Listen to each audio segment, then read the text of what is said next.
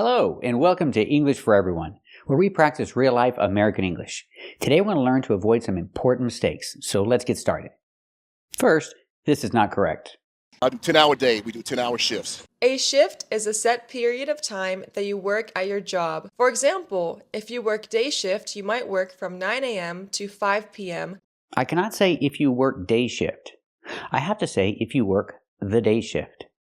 When we use the word shift, we have to use the article the day shift.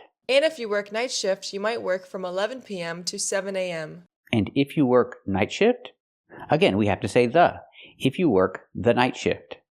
If you work the night shift, you might work from 11 p.m. to 7 a.m. This is not the night shift. This is the overnight shift. If you work until the morning, that is the overnight shift. The night shift is just an evening shift. You get off the same night. You get off work the same night. That's the night shift.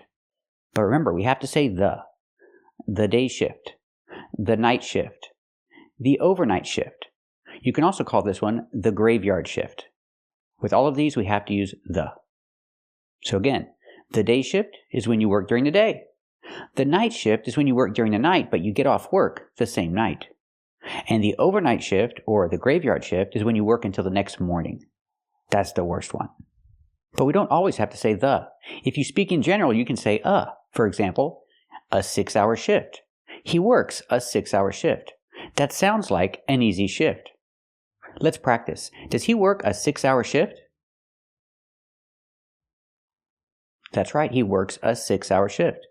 Does that sound like an easy shift? That's right, that sounds like an easy shift. Another example, he works the overnight shift. That means he works until the next morning. That sounds like a difficult shift. It's in general, I can say a difficult shift. But when I say overnight, I say it's specific, the overnight shift. So again, he works the overnight shift. Or I can say he works the graveyard shift. He works until the next morning. That sounds like a difficult shift. Let's practice. Does he work the overnight shift? That's right, he works the overnight shift. Does that sound like a difficult shift? That's right, that sounds like a difficult shift. I don't want that one. This is also not correct. Oh no! I just ran out of gas. My light just turned on, and now I need to head to the gas station to fill my car up with gas.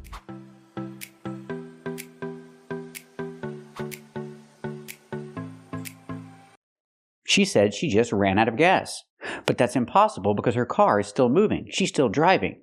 The car is still running. It still has gas in it. So she did not run out of gas. She's about to run out of gas, but she didn't run out of gas. She cannot say, I ran out of gas if the car is still moving. If the engine is still turning, there's still gas in it.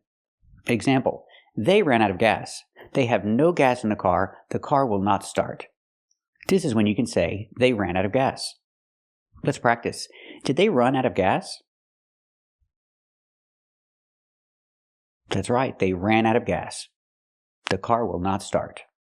It's not running anymore. They ran out of gas. And don't say this either. Oh no! My car won't turn on! Don't say my car won't turn on. We say my car won't start. This is much better. This is what people say. They use the verb start. Example, their car won't start because it ran out of gas.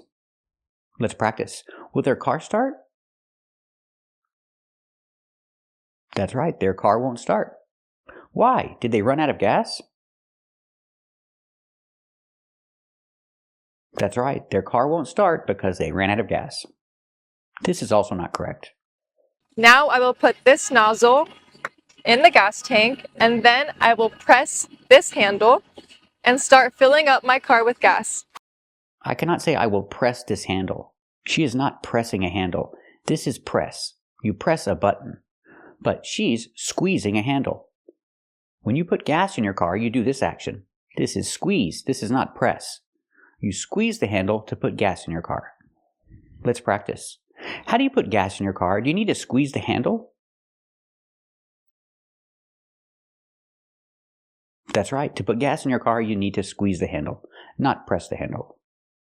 Remember, this is press and this is squeeze. They're different. This is also not correct. And then when you're finished pumping your car with gas, you can just take out the nozzle. I cannot say when you're finished pumping your car with gas. You cannot pump your car. You pump the gas. So I can change the verb and say fill when you're finished filling your car with gas. But if I use the verb pump, I have to say when you're finished pumping gas in your car. You cannot pump your car with gas. You pump gas in the car. So I can say he's filling his car with gas. Or I can say he's pumping gas in his car. These are correct. Let's practice. Is he filling his car with gas? That's right, he's filling his car with gas. Is he pumping gas in his car? That's right, he's pumping gas in his car. I cannot say he's pumping his car with gas. This is not correct. And keep watching to learn to avoid more mistakes talking about cars. First, this is not correct. Continuing with the game, this one should be pretty easy for you. What is this called? This is called the front light. You have 2 front lights and you have 2 back lights. They're not called front lights, they're called headlights. Yes, they're in the front of your car, but we call them headlights. Like your head. Headlights. Example, the headlights are on. Somebody turned on the headlights. So now the headlights are on. Let's practice. Did somebody turn on the headlights? That's right, somebody turned on the headlights. Are the headlights on? That's right, the headlights are on. This is also not correct. These 2 lights right here, the red lights, are called the back lights or the brake lights. And don't forget to always have your brake lights working, because if not, you'll get pulled over and get a ticket, because that happened to me. Backlights are not brake lights. We don't even say backlights. They're called tail lights or rear lights. The most common is tail lights. It comes from the word tail. Like a dog has a tail. It's in the back, so we call these tail lights. Tail lights are the ones that come on when it's dark. When it's dark and you turn on your lights, you have headlights and tail lights, and they both come on. So what are brake lights? Brake lights are different. Brake lights are the lights that come on when you push the brakes. When you hit the brakes, the brake lights come on. These are brake lights. And these are tail lights, not backlights. They're called tail lights. So example, the tail lights are on because it's dark outside. He turned on the lights, and that's why the tail lights are on. Let's practice. Why are the tail lights on? Is it dark outside?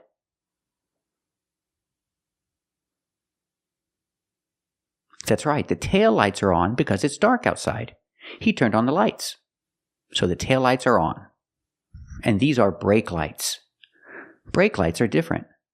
The brake lights come on when you push the brakes. When you hit the brakes and you're stopping, the brake lights come on. So the brake lights are on because they're stopping. Let's practice. Why are the brake lights on? That's right, the brake lights are on because they're stopping. This is also not correct. But this part of the car is called the fender, or you can just call it the rear bumper. This is not a fender. This is a rear bumper. A fender is something completely different. A fender is the part of the car that goes over the wheel. This is a fender. He's about to work on the fender. And this is the rear bumper. The rear bumper is damaged. They need to fix the rear bumper. Let's practice. Is this a fender? That's right, this is a fender. Is he about to work on the fender?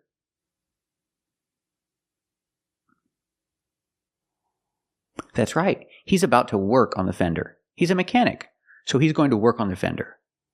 Let's practice. Is this the rear bumper? That's right, this is the rear bumper. Is the rear bumper damaged? That's right, the rear bumper is damaged.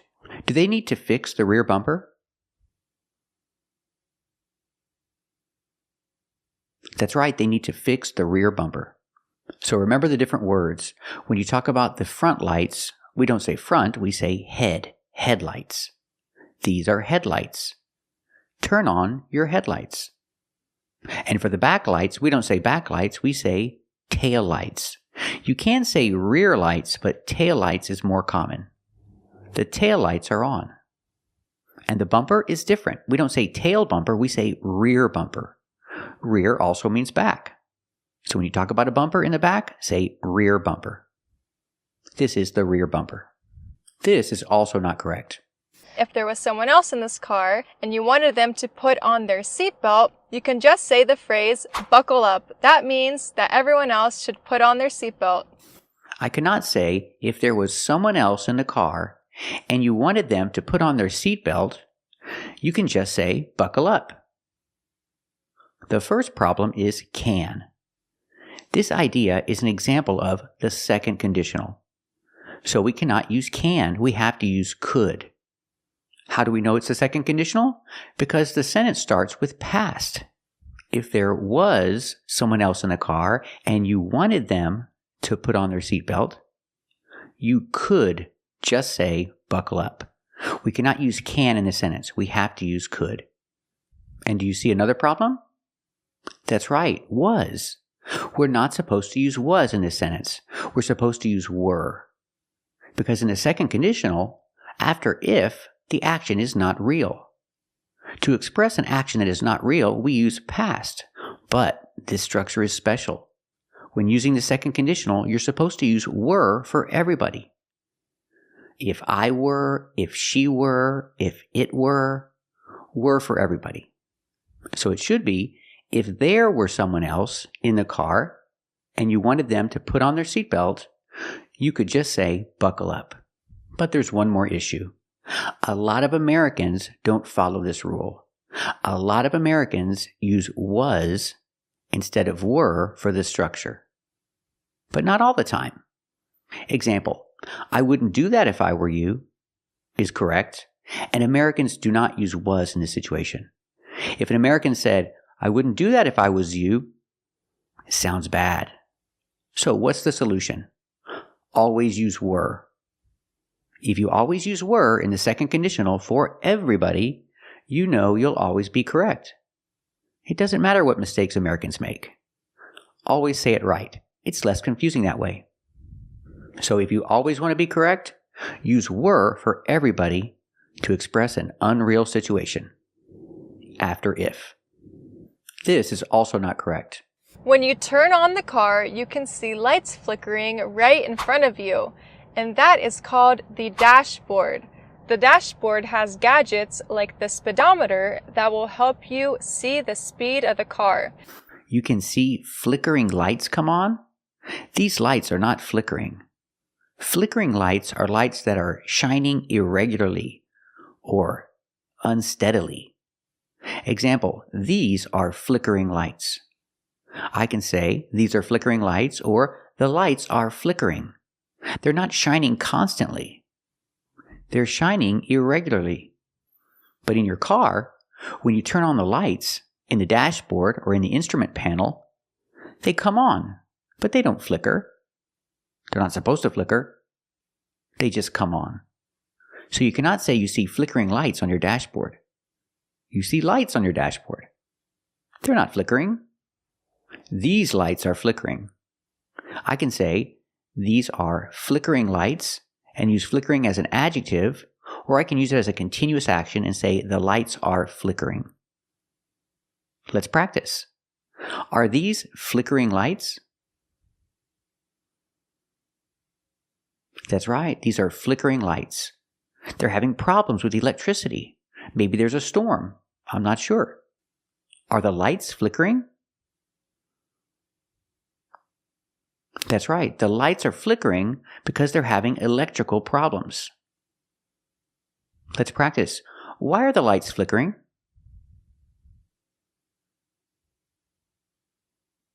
That's right, the lights are flickering because they're having electrical problems.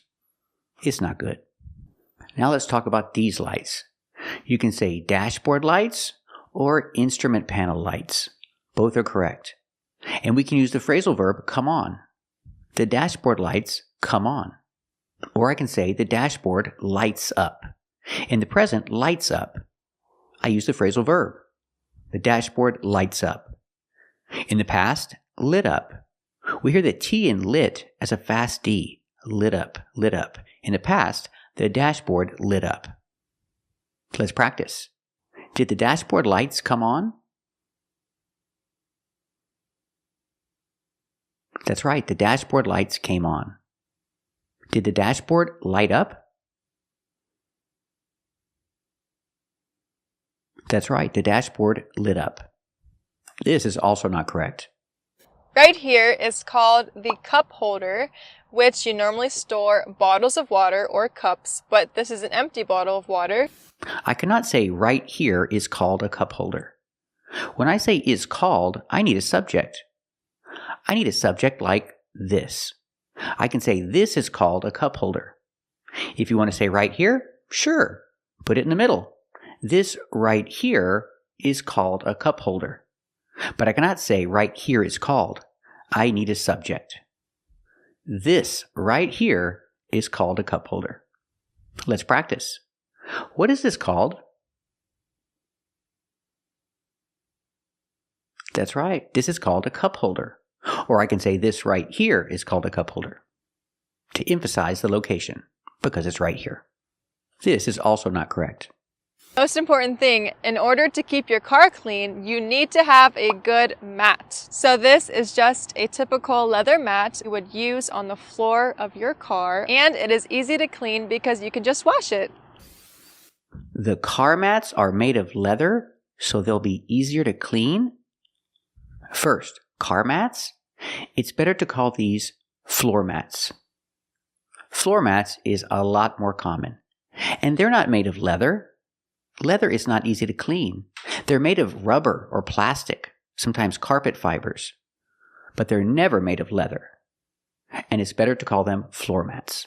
Floor mats are made of rubber or plastic. These are floor mats. Or you can say car floor mats, but floor mats is the most common. Let's practice. Are floor mats made of leather? That's right, floor mats are not made of leather. So are floor mats made of plastic or rubber? That's right, floor mats are made of plastic or rubber. So keep watching to learn more vocabulary about cars. Hey Kevin, look at the dashboard and instrument panel. That's right, this is the dashboard and this is the instrument panel. But normally we don't call these instruments, we call these gauges. 1 gauge, 2 gauges, 3 gauges, 4 gauges. Keep watching until the end of the video and practice with all the different types of gauges. For example, this is the temperature gauge, this is the tachometer, this is the speedometer, and this is the fuel gauge. They're all gauges. It's lit up like a Christmas tree. It sure is. It's lit up like a Christmas tree. Use the phrasal verb light up.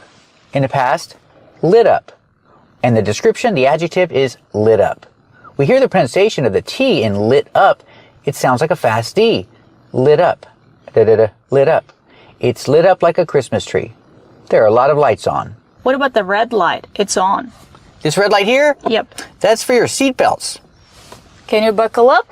Yes. I can fasten my seat belt. Remember, with the verb fasten, the T is silent. It's not fasten, it's fasten. Fasten is the verb. It says I need to fasten my seatbelt, so I did. I fastened my seatbelt in the past. Or you can say buckle up. That's right, you can also say buckle up. Look, the light is gone. That's right, no more light. No more seatbelt light because I fastened my seatbelt. The check engine light is on. That means there's a problem with the engine and I need to take the car to the mechanic and find out what's wrong with it. When are you going to take the car to the mechanic? I need to do it pretty soon, but I don't think it's anything major. I think it's a minor problem. But I need to take the car to the mechanic, have the mechanic look at it, and find out what's wrong. I use the phrasal verb, find out. It means to discover. It's the moment you receive the information. You find out. I need to take the car to the shop, have the mechanic look at it, and find out what's wrong. What about the wrench? Oh yeah, that's a little wrench right there. Remember the word wrench. The W is silent, so it's pronounced with the R sound first. Wrench. That's a little wrench, and it means that we need to have our oil changed. When do you want to get the oil changed? We can do it right now. We can get the oil changed right now. Sounds good. Let's go. Let's go. We're here at Jiffy Lube because we're going to get the oil changed in the car.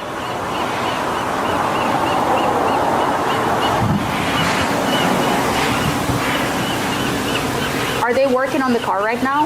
Yeah, they're changing the oil. So I say we're having the oil changed. Or you can use get. We need to get the oil changed. You can use the verb have or get for the structure. Have the oil changed or get the oil changed. Why do we have to use this structure? Well, it's when you pay someone to do a job. You don't do the job yourself. I can say I changed the oil, but I'm not going to change the oil. I'm paying someone to do it, so I use the structure. Have or get the oil changed. And the name of the place is Jiffy Lube. What does jiffy mean? Jiffy comes from the expression, if you do something in a jiffy. Do it in a jiffy means you do it fast. They're going to do this job fast. And lube is short for lubrication because oil is a lubrication. So it's called Jiffy Lube because they change your oil really fast. Is it expensive to get your oil changed here? A little bit, yeah. How long will it take? It won't take long. That's right. The question is, how long will it take? We use it to refer to time. I don't say how long will they take. I say how long will it take? How long will it take? It won't take long. They're going to do the job fast. That's why the name is Jiffy Lube. It's pronounced gauge. That's right. The AU makes a long A sound. Gauge. The long A, like in day, and say and pay. Gauge. The first G is a hard G sound, followed by the long A, gay, and the second G is the J sound, like in juice and jump. Together, gauge. You have one gauge and many gauges. These are gauges. You have gauges on your car, and you need to check your gauges while you're driving. It's important to check the gauges. And what's the most important gauge? Well, I think the most important gauge is the speedometer. Pronunciation, speedometer. The most important gauge, for me, is the speedometer because you're always checking the speedometer. You're always checking to see how fast you're going. You check the speedometer to see how fast you're going. That's the most important gauge. Let's practice. Do you need to check the gauges while you're driving? That's right, you need to check the gauges while you're driving. And what's the most important gauge? That's right, the speedometer is the most important gauge. Let's talk about different gauges. You also have this gauge. This is the temperature gauge. Pronunciation, tempera. Not temperature, but temperature. The TU makes a ch sound like chicken. Temperature. Remember, it's 3 syllables. Temperature. Not temperature, not 4 syllables, but 3. Temperature. This is the temperature gauge. This is the temperature gauge. And it's very important. It lets you know the temperature of your engine. It lets you know if your engine gets too hot. Because if it gets too hot, you can damage your engine. So the temperature gauge is very important. So you need to check the temperature gauge to make sure your engine doesn't get too hot. Let's practice. Why do you need to check the temperature gauge?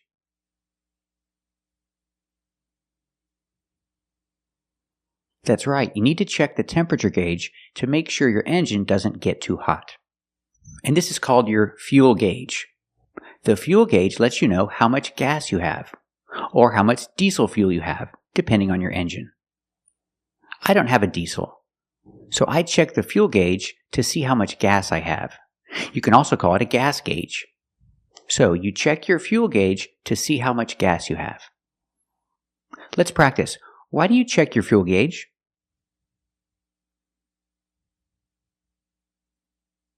That's right, you check your fuel gauge to see how much gas you have. And this gauge has 2 names. You can call it a tachometer or you can call it the RPM gauge. Let's call it a tachometer. With the word tachometer, the CH makes a k sound. K, tachometer. You check the tachometer to check your RPM. RPM stands for revolutions per minute. It's how fast your engine is turning. When you push the gas, the tachometer goes up. That's how fast your engine is turning. Again, RPM, revolutions per minute. The tachometer is important if you drive a standard. You need to check the tachometer if you're driving a standard. It's very important. Let's practice. Do you need to check the tachometer if you're driving a standard? That's right. You need to check the tachometer if you're driving a standard. It's very important because you need to know when to change gears.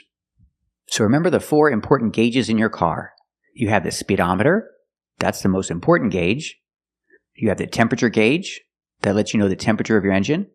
You also have the fuel gauge. That lets you know how much gas you have, or diesel fuel, depending on your car. And don't forget the tachometer, or the RPM gauge. That lets you know how fast the engine is turning. And remember the pronunciation, gauge. Use the long A sound. 1 gauge and 2 gauges. Make sure you check your gauges.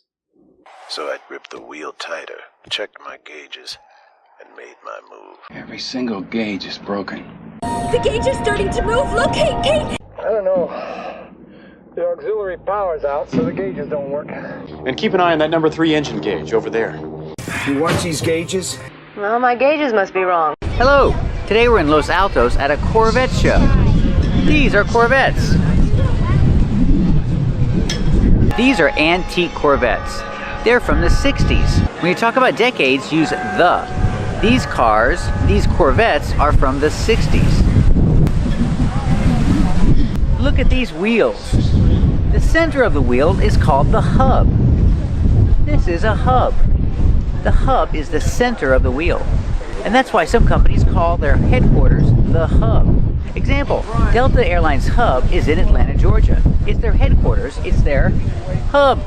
And also, when we look at the wheel, the center is the hub, but this cover, this wheel cover, is called a hubcap.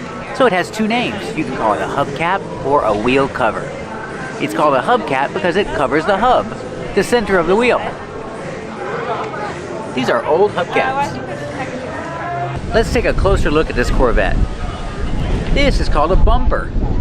This car has a chrome bumper. That's the material, chrome. The car has a chrome bumper. And this is the exhaust pipe. It's made of chrome also. Be careful, it's hot. The exhaust pipe is always hot. And what comes out of the exhaust pipe? We call it exhaust. Exhaust comes out of the exhaust pipe. This car comes in 3 sizes. The real size, and the car had a baby. The car had a baby, and the car's baby had a baby. This is the car's grandchild. This Corvette's from the 70s. And let's talk about pronunciation. Corvette. The T is a stop T.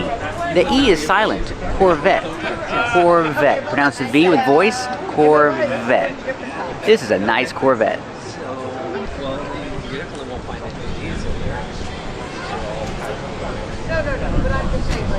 Look at this Corvette. It has a big spoiler on the back. This is called a spoiler. It comes from the action spoil. Spoil. This is a spoiler. The action spoil means to ruin. And this spoils lift. It ruins lift. So your car doesn't fly away. This Corvette has a small bumper, a small chrome bumper. But this is a grill. It's a chrome grill. Just like you cook meat on the grill, this is also called a grill.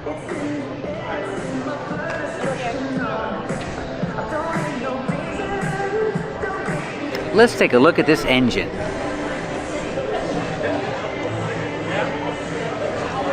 That's a nice clean engine. You can also say motor. So it's one thing, it has 2 names. You can call it an engine, or you can call it a motor. This Corvette has a nice clean motor.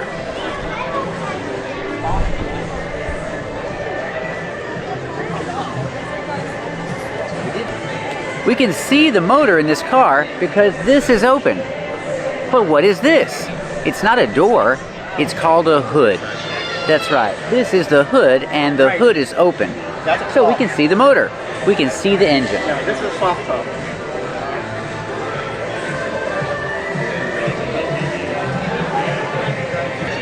This is a little red Corvette, just like Prince said.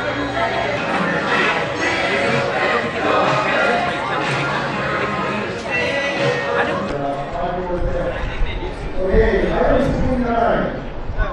This is another Los Alamos version of this song. So on, this is a $100 gift certificate for a very nice haircut. I think it's probably more than a haircut too. This is one of my favorites, Corvette Lego basket, donated by Tiki Monkey Toys. This is really cool. Number 28, 1770524. Let's talk about the things in the car. This is a special mirror. This is called the rear view mirror. Pronunciation, rear meaning back, and view, rear view mirror. This is the rear view mirror. And we have more mirrors. These are your side mirrors. We have one side mirror on the right side and one on the left side. And these are called visors. Use the long I like ride and bike. Visor. I have one visor and two visors. And this car has no roof. It's a convertible. Pronunciation, converta. Verta. Use a fast D. The T changes to a fast D. Verta. Convertible. This is a convertible because it has no roof. And this is the dashboard. Pronunciation, use the short A like black cat and apple. Dash. This is the dashboard. This is an old dashboard because this is an old car, but it looks nice. And this is a compartment. Let's open the compartment. It's a glove compartment. Gloves. You put your gloves in here. That's why it's called a glove compartment, or you can call it a glove box. What's in the glove compartment? Paperwork. Yeah, I keep paperwork in the glove compartment. I keep paperwork in the glove box. And this is a wheel, but it's a special wheel. It's a steering wheel. Steer is the action, meaning to control the car. You steer the car. This is a steering wheel.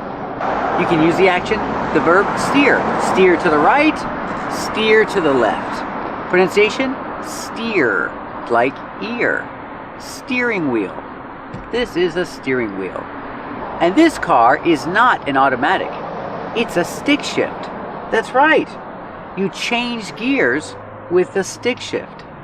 You can say this is a stick shift, or this is a standard, or this is a manual transmission. This is the stick shift. And what do you do with the stick shift? You change gears. Or you can say you shift gears. That's right. Shift is the action. But remember, before you shift gears, you need to step on the clutch. That's right. That pedal on the left, that's called the clutch. You step on the clutch and then you shift gears. Remember, we don't say shift the gears. No the, just shift gears. Step on the clutch and shift gears. Because it's not an automatic. It's a standard. This is the dashboard and this is the instrument panel. On the instrument panel, you have a lot of different gauges. Pronunciation, gauge. Use the hard g and the long A, like say and pay. Gauge. Gauge, gauge. These are all gauges. This is the oil gauge, the temperature gauge, and this is the speedometer. This is the speedometer. It tells you how fast you're going in miles per hour, not kilometers. This is America. We use miles per hour. And in the center of the steering wheel, you have the horn. That's right. You push the horn. Oh, it works. The horn works. So what is the action? This is the horn, and the action is honk. That's right. I honked the horn. In the past, I honked the horn on accident. So you push here and you honk the horn. When you honk the horn, usually it's because you're angry. So you honk at people. You honk at other drivers. If you're angry, you use the horn and you honk at other drivers. This is a special window. This is called the windshield.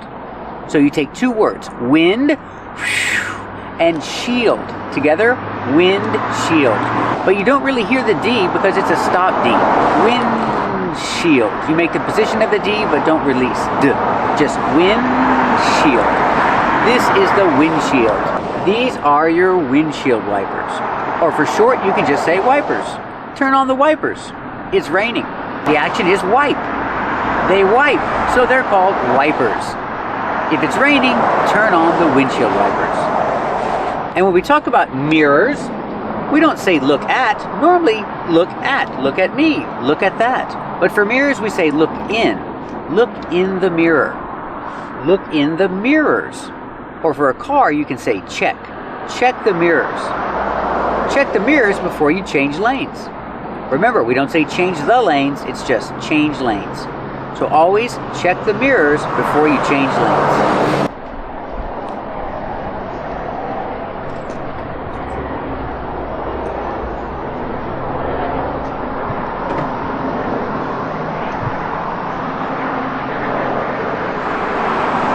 Hey, what color is this car? I think it's dark blue. Is it black or blue? I think it's dark blue, very dark blue.